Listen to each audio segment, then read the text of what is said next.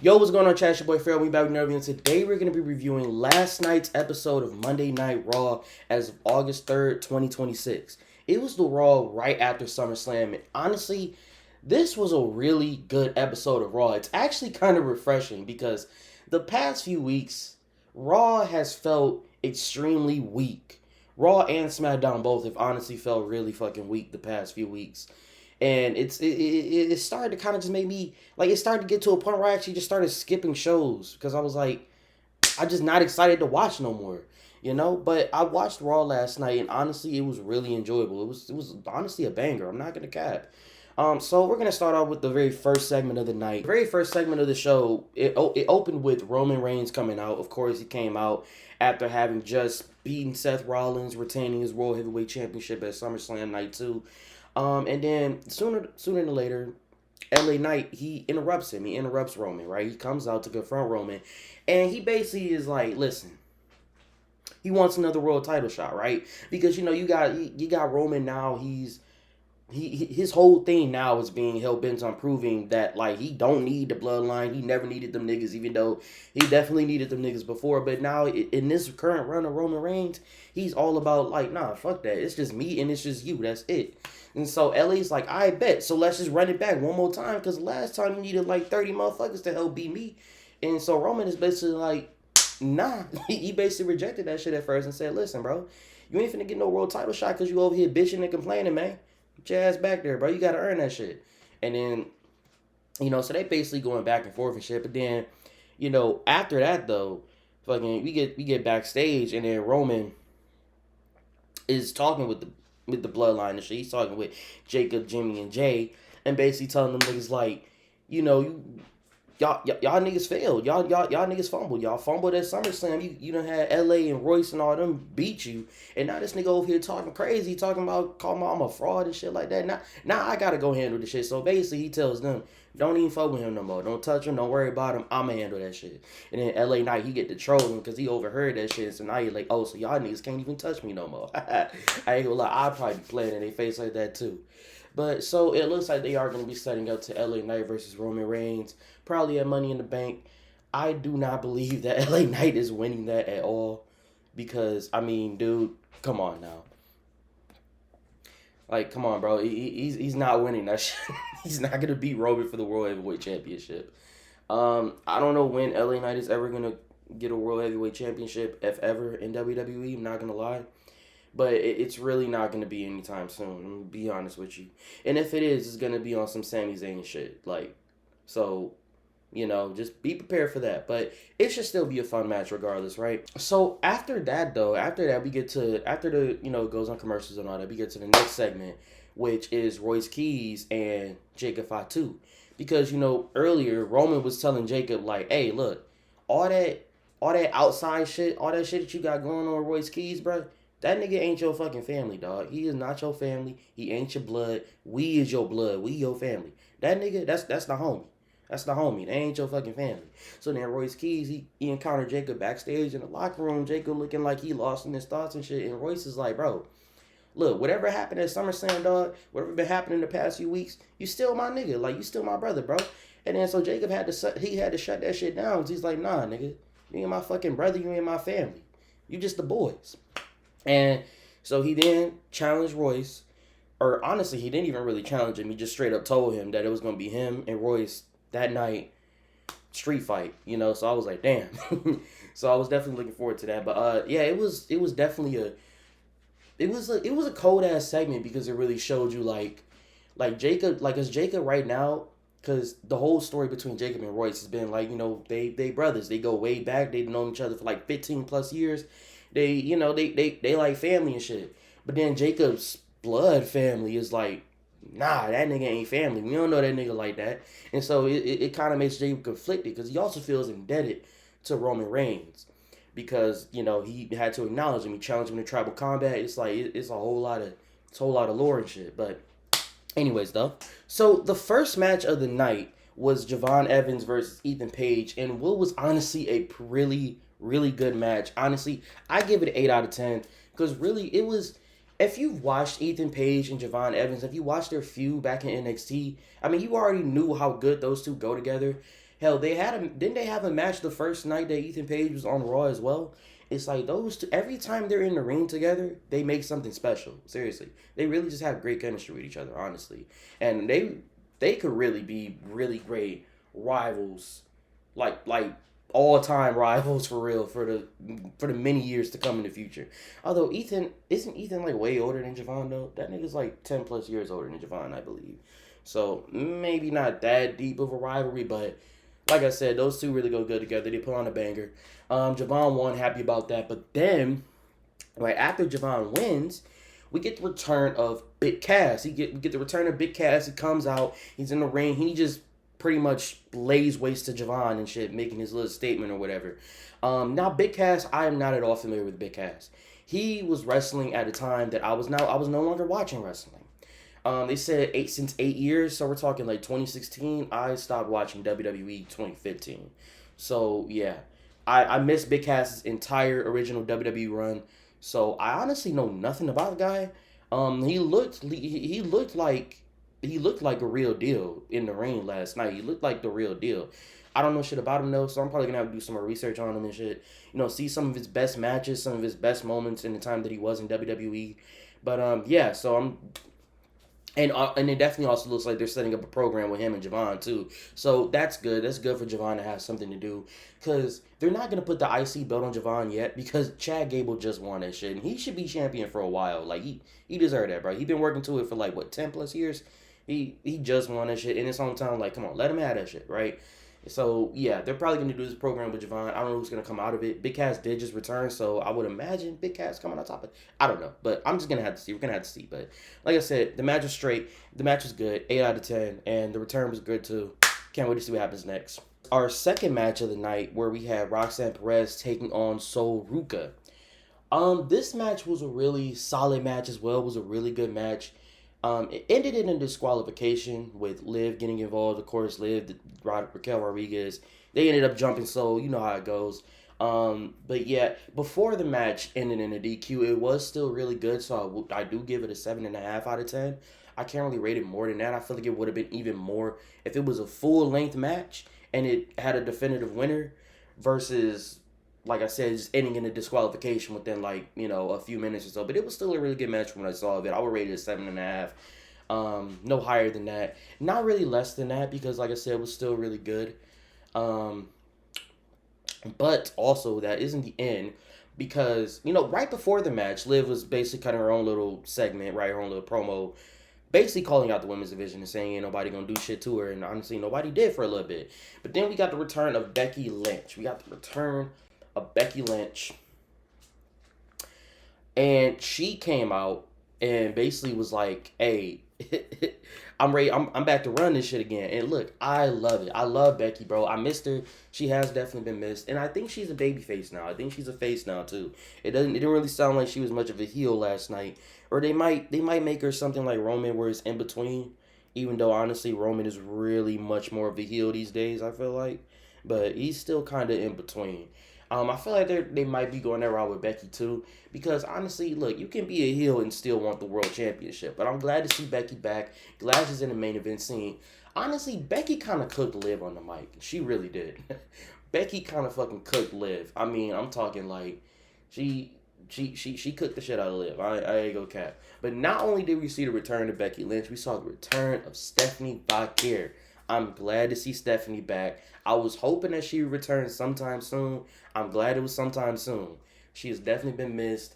And it honestly looks like that the Raw Women's Division is starting to wake the fuck up a little bit. We got Becky back in the main event scene. We got Stephanie Vaquer return. It's post SummerSlam. You never know what may happen. You may see some more call-ups, may not. I don't know. May see some fresh faces, may see some fresh feuds.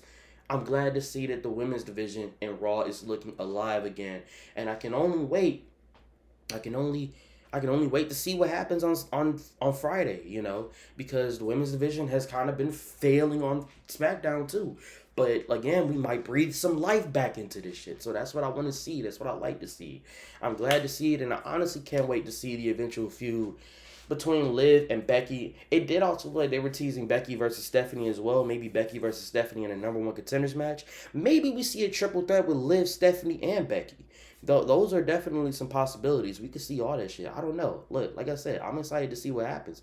I thought it was really good. It was really great. The match itself was the match itself between Solo and Roxanne. I would say 7.5. But the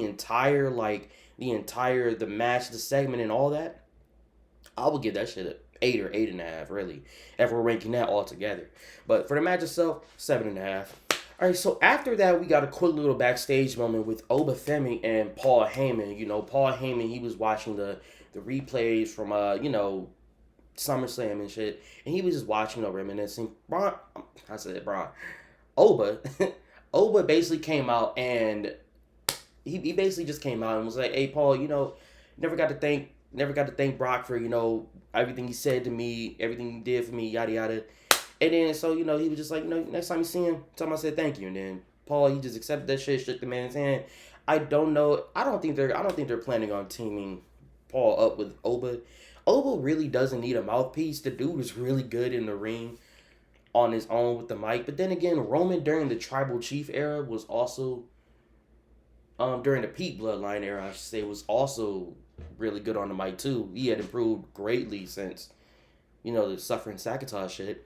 I did see that. But, he was also really good on the mic too, but still had Paul Heyman. But Paul wasn't always speaking for him. It's like, I don't know. They could put Paul with Oba, but I really feel like they put Paul with Braun Breaker before Oba. Because Oba really just doesn't really need a mouthpiece for real. He honestly doesn't. He's just fine on his own. He's the ruler. He's the ruler. That nigga do what he want to do. Speaking of Braun Breaker, so after Paul and Oba's little brief moment backstage, Oba comes out to the ring. He comes out to the ring. He talks about his win over Brock Lesnar. He gives Brock Lesnar his flowers at the end of the day, but he basically says that he is the leader of the new generation of superstars. He about to take all this shit over. He about to run this shit, and I believe him. And he said, "Listen, if anybody in that locker room got a problem with that, you square up." Basically, he said, "Look, if you got a problem with that shit, come and fight me about it." And so it wasn't too long after he was finished with his segment. He was walking down the ramp, and then Braun Breaker's music started playing because he came out with Austin Theory and Maxine Dupree. They ain't got no business sharing the camera with Oba and Braun. But Braun Breaker, he came out because he was supposed to have a match with Joe Hendry, and I'm not gonna lie. Honestly, the stare down with Oba and Braun was probably my favorite part of the show. Honestly, it was probably my favorite part of the show. You could just feel the intensity in the air. Like you could feel like Braun Breaker waking up a little bit. Like, yo, what the fuck am I doing? I'm over here fucking around with the Vision and shit. I'm over here messing around with these motherfucking lovebirds with the tag titles, looking like a damn sidekick. And this nigga Oba talking about he the leader of the new generation. Braun. They had that stare down, right? Oba eventually walked away because Braun was having his match. Braun got in the ring with Austin and Maxine and all that. That nigga standing at the ropes like this. That nigga didn't move. He didn't look from the entranceway. Joe Hendry came out, did his little entrance. He came out to the ring. Braun did not look at this nigga. He was looking at that entranceway the entire time. Even if you was able to see if you saw past the commercials, if you had like a VPN or you were out of the US, then while they were playing commercials, you would still see the feed.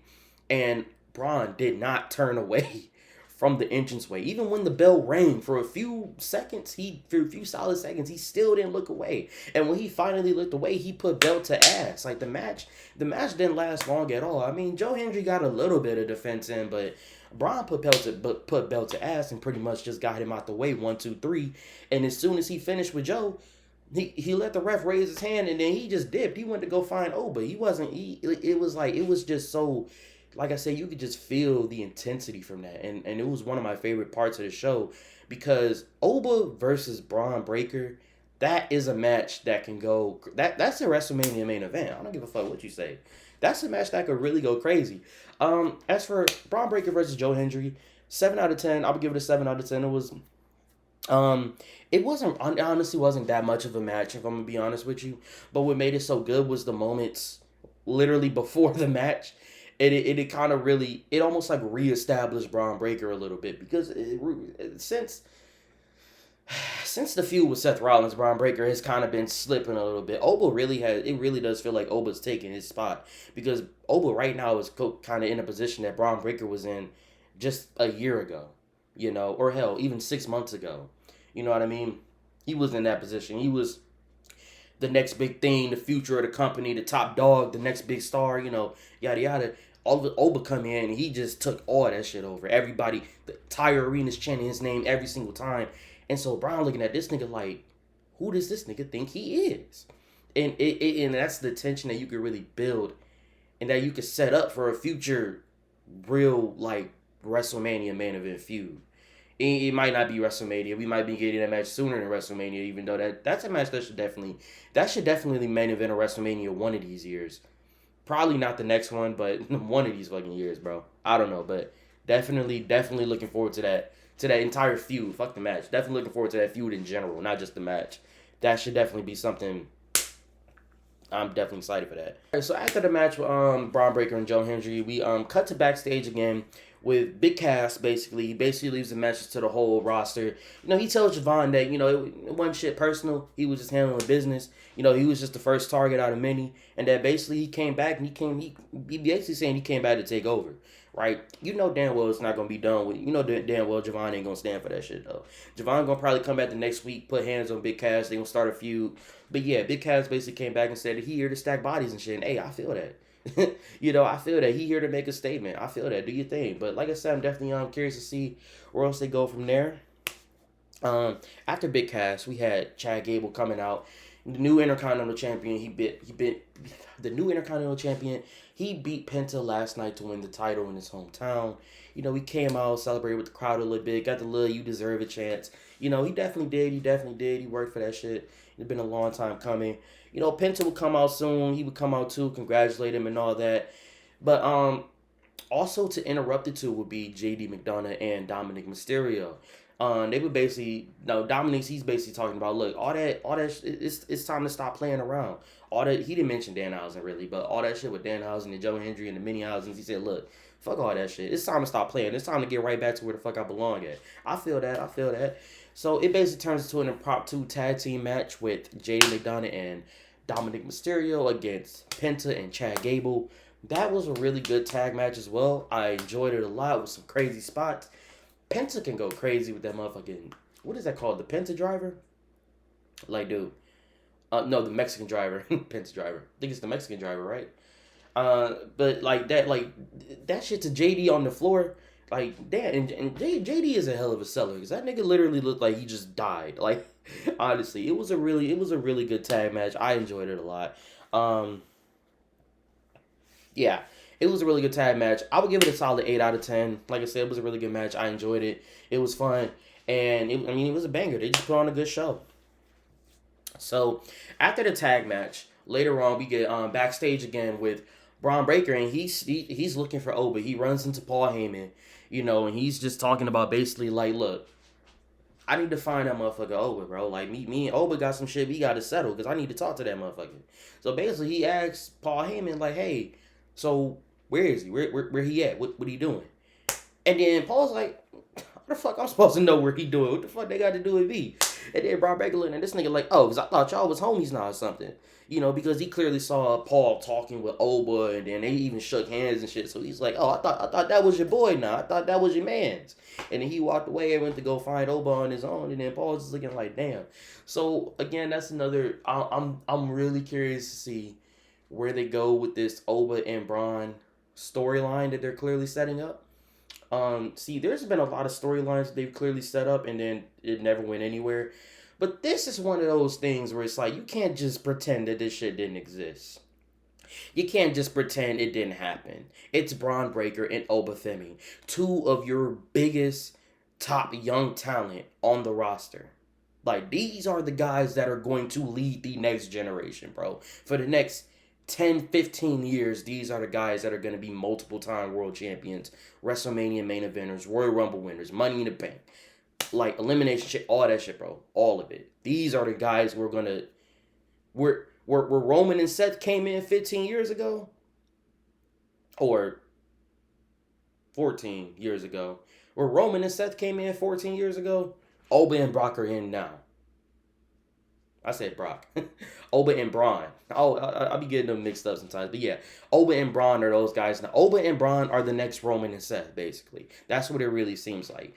And you can also throw Trick in there. You could throw Javon in there. You may throw Mello in there. I'm not really sure about that one, though. But Oba and Bron, dude, that's come on now. You can't fumble that. You can't just not exist. You can't just not pretend that shit didn't happen. But yeah, definitely curious to see where they go from there. Can't wait for next week, to be honest. All right. Now, after that was the final match of the night, the main event, Jacob Fatu versus Royce Keys in a street fight. And this was a really good match as well. This was a banger. And it was a banger not just because of the match itself, but the ending. I mean, Jacob Fatu really destroyed Royce Keys. And it really made Jacob feel truly dangerous again. Like, he's still dangerous. Like, I may not like exactly him being back to just being a lackey in the bloodline, but he doesn't really feel like a lackey necessarily this time. He doesn't just feel like a henchman. He doesn't just feel like, he's the enforcer of the bloodline again. He feels more like almost like I don't know, I don't want to say a second tribal chief, but he feels like the most dangerous weapon Roman has ever had under his command. And I mean, like, damn, like it was brutal as hell. It was brutal as hell. And you can only imagine that when Royce Keys eventually returns, he's probably he might get a big pop when he eventually returns, but it's gonna set up something crazy, I would imagine, when he eventually comes back. But yeah, like it was like, damn, like he had that nigga bleeding from the mouth and everything.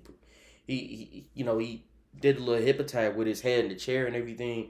It was any the little, what is it, the Tongan death grip. He did that shit until he was bleeding, and then it's like, bro, he really destroyed him. And then you had Roman coming out after that, and threw the ones up in the air, basically like they acknowledged each other. Like he gave a nod of approval when they basically was like, this is how it is. This is the bloodline.